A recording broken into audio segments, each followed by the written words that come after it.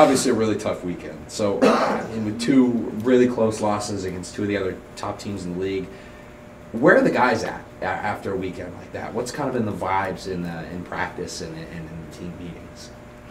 I mean, everyone's not happy. I think the hardest part is we actually didn't play that bad. Saturday, I thought we played really well. I mean, having a 12-point lead with 3 minutes and 40 seconds to go at Ferris, especially with, at Ferris, all the things that go with that, I thought that was pretty good. But we just didn't close it out. I think if we would have gone 1-1 this weekend, it would have been a really positive weekend and something that we could, be happy about. When you go 0-2, it stings really bad. I think the hardest part is in our 4 conference losses, we've had a fairly sizable lead with 8 minutes to go in 3 of the 4, and we've had a fairly sizable lead seemingly in every game in the conference this year, and to only be 7-4 is disappointing. And I think that's the hardest part when you are trying to go from a place that's never won and overcome the teams that always win. The obstacles that go with that are a lot. Some of which are out of your control, some of which are in your control. And, all year we've been talking about how our young guys have played not young and played older. And this might have been a couple games where our young guys looked young in various ways. So you got to learn from it. You got to understand that it's really, really hard to become the best team in the league. Even if you might have the best team in the league, there's still the aspects that Ferris always is, and Northern hasn't even been close. And so we've closed the gap, but they still have that championship pedigree that we got to get over. So when games are really, really close like that, they tend to be decided around the margins, around the edges. And something that cost the Cats in both of those games was inconsistent free throw shooting. The team went into the weekend with the best team free throw percentage in the league, and we might even still have that, but certainly didn't feel like we were the best free throw shooting team in the league over the weekend. So how do you address something like that? I think you don't. You keep shooting free throws, but I think the more you talk about stuff like free throw shooting, the more it gets in your head and it gets mental. I've been fortunate enough to coach some of the best free throw shooting teams in the league. When I was at JUCO, we had the best free throw shooting team, I think, in the country. We never talk about it. We probably will still never talk about it. We'll just keep shooting free throws. We have good shooters. I trust those guys. I thought we got a little worn down for whatever reason. The 3, stars, so to speak, Max, and Dylan, all had great weekends, but I also thought all 3 of them got really, really tired and are at that point in the year where they're just getting worn down. And we need some of the other guys to step up, because right now there's 3 guys that we can't take off the floor, and we have, I think, 7 or 8 other guys that are good players and have shown flashes, but we need more consistent play out of those guys so we can give those 3 a little bit of rest. And obviously, everyone deals with injuries, but if we have Brian, we're winning a lot of the games we've lost, and that's reality. Hopefully we have him back soon. But without him, everyone's role changes, and we've lost a few other guys, had some injuries early in the year, all that kind of stuff, which have led us really thin at the guard spot, and we've kind of been surviving without depth at the guard spot, and I thought this weekend it just caught up to us. Well, Coach, like you said, this is the time of the year where injuries, getting worn down, these things really start to catch up to a team.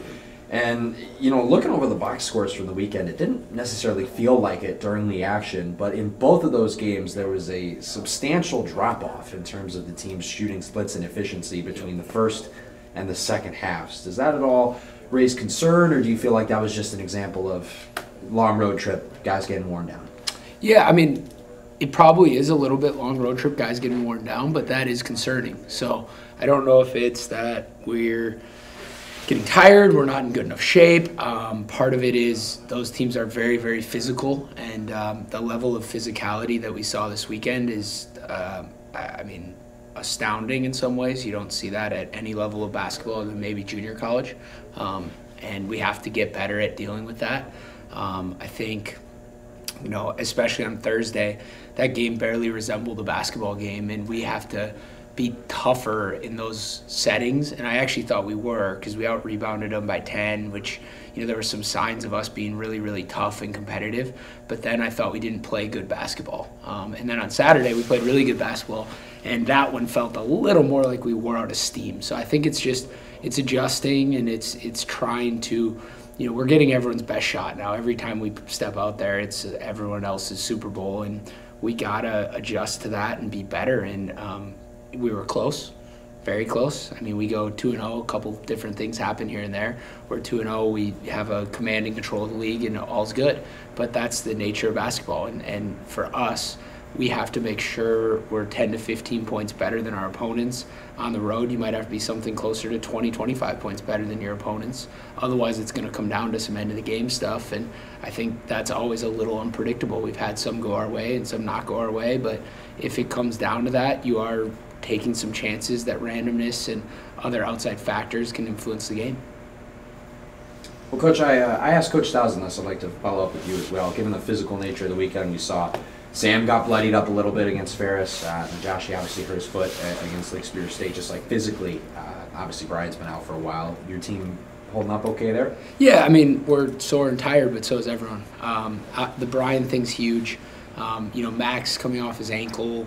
I think I don't think he's quite 100% just game shape. I think he's 100% ankle-wise, but when you miss 3 weeks in there and you're having to play 35, 40 minutes a night, you're not going to just be able to go do that instantly.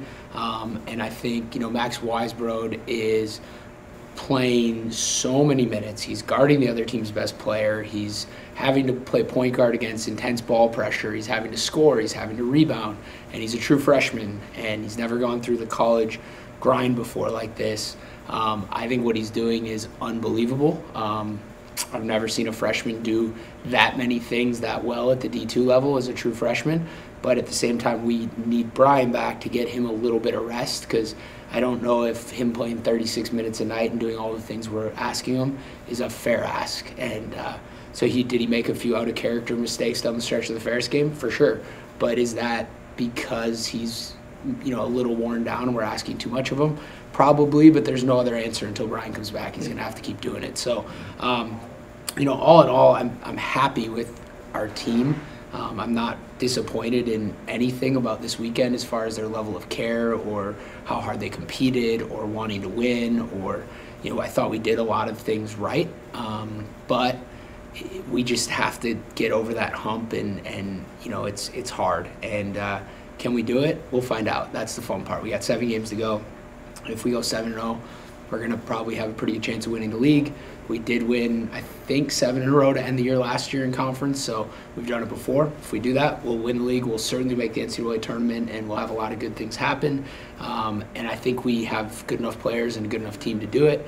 If Brian comes back and is healthy, I like our chances even more. If he doesn't, we're going to have to keep finding ways to win until he comes back.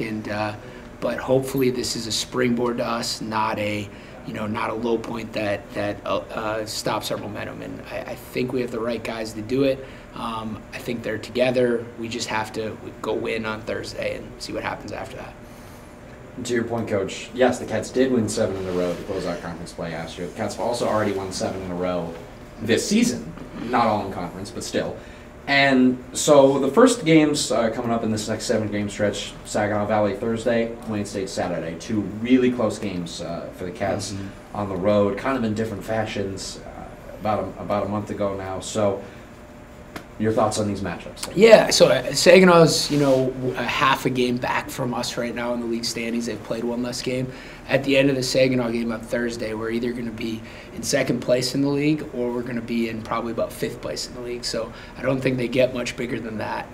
So we have to take care of business there. Both games we played without Max Bjorklund and obviously Brian. Max is back.